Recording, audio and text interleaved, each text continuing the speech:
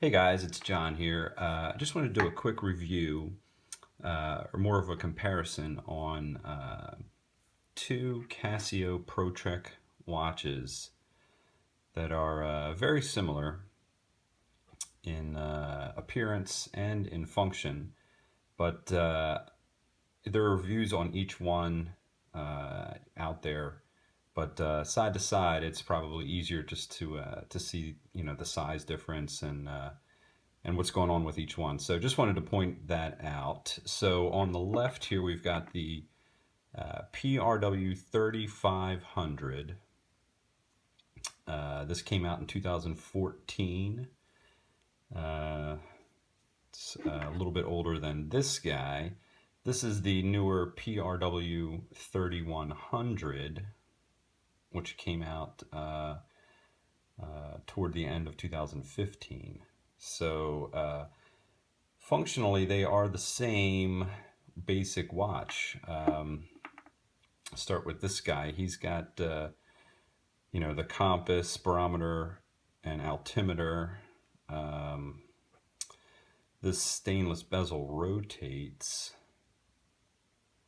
which in a digital watch is kind of not necessary, but it's cool. Has the light. Same with this guy. This also has the compass, barometer, altimeter. This stainless bezel is fixed, however. But other than that, they're pretty much similar, except for a few things, and I just want to point them out. So you can kind of look at them. Let me try to get the light to cooperate here. This one on the left, the 3500, has the standard digital display, just an LCD display. Whereas this guy, the 3100, has Casio's newer digital display. They call it the STN LCD display. Honestly, I don't know what it means, but you can see it plain as day right there. This one, the 3100, is a lot clearer, and that's what they wanted to do when they made this new display. And it really shows up when you look at it from an angle. So there you can kind of see, if you have these on your wrist, the 3100 with the new display, the time is visible even from an extreme angle, whereas the 3500 really grays out. And I think that the camera is showing that. The display on this one is very crisp, very clear. Sunlight, low light, indoors, outdoors, it's really sharp. Whereas the 3500, using the standard display, is exactly what you would expect. It, from an angle like that, it goes away. In low light, it doesn't come through that much. But of course, both of these have a light, which works very well, like all Pro-Treks. So, not a deal breaker for this guy that he has the older display, but it's something to look at. The 3500 does have a replaceable band. So if you take these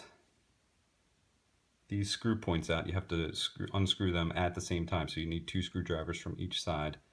This band will pop out, and it's a 22 millimeter lug width. So you can just put another 22 millimeter strap in there, or a NATO or whatever. So it's a user replaceable band, which is a cool feature. This guy, from what I can tell, it's not easily replaceable. You've got this little, I don't know a wing here or something like that. You can probably cut that off if you wanted to really replace the band, but this watch was designed so that you could replace the band. This one, the 3100, was not. So that's something to think about there. Both bands are comfortable. The 3100, the newer watch, the band is actually a little softer in my opinion. It's kind of like a urethane band. It a little more flexible right out of the box. Whereas this band is more plasticky. It's more like the old Casio bands, where it's a little more rigid, more stiff, and but it's functional. You know, the thicknesses, obviously, this one goes down to 18 millimeters. This is 20 millimeters after the taper. One thing to note about the 3500 band, the end of it has this keeper here, which, you know, in theory is supposed to keep the band keeper from sliding off, but it kind of acts more like a pain in the butt if you're trying to get the band off. It catches right here on this keeper, so you kind of have to fiddle with it. If it's on your wrist and you're just quickly trying to take it off, it doesn't cooperate as well as it should. Yeah, it's actually loosening up now, but when I first got the watch and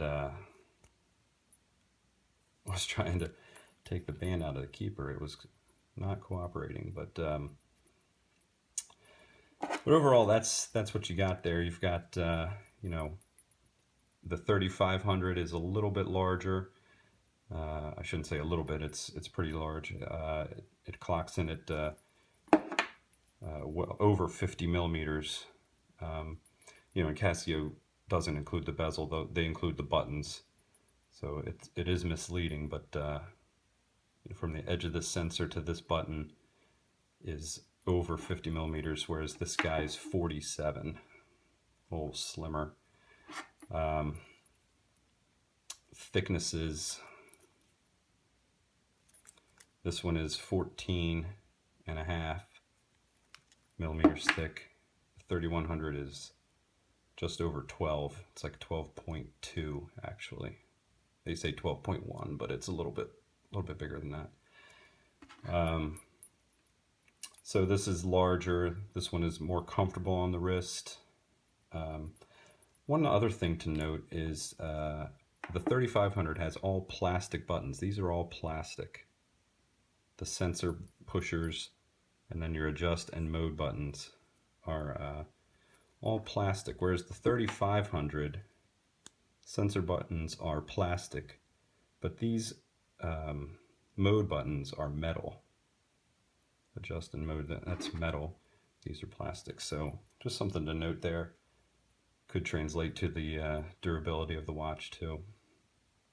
Oh, and speaking of durability, excuse me, the 3500 is water resistant to 200 meters. The 3100 is water resistant to 100 meters. That's what Casio says. To be honest, I can't see the difference in the construction at all. The buttons look exactly the same, so you know, if water is not going to get in, if you can theoretically go diving with this watch, I don't see why you couldn't go diving with this watch, but I'm not going to test it out. That's what Casio says. So, but overall, both nice watches. Ultimately, I'm going to keep the 3100 and sell the 3500. The smaller watch, it's just more my preference. The 3100 is more comfortable, does everything that this one does. I'm not going to go diving with either one, but and it looks nicer on wrists. We can do that now, actually. Get a little wrist shot here, just so you can kind of see. I have a 7 3/4 flat wrist, so it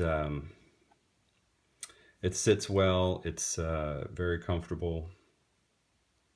It will fit under a sleeve if you need it to, so it works out well. So there you go, 3500, the 3100. Those are the main differences. Thanks for watching.